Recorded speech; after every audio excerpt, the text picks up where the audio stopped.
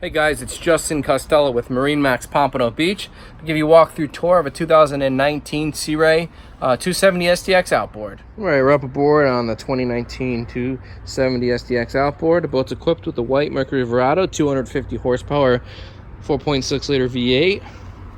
It's got the ivory interior. That's a beautiful boat. Blue outside, white inside. Really nice contrasting colors with this gray flooring.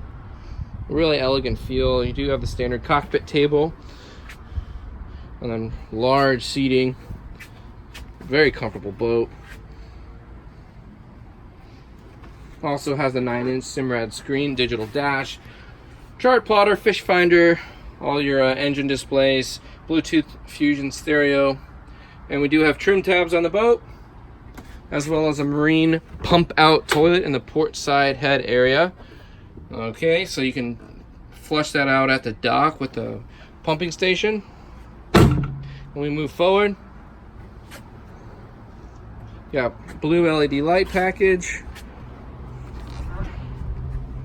plenty of space, awesome 27-foot boat, sport tower arch, powder coated in white with a blue top to match the blue sides of the boat.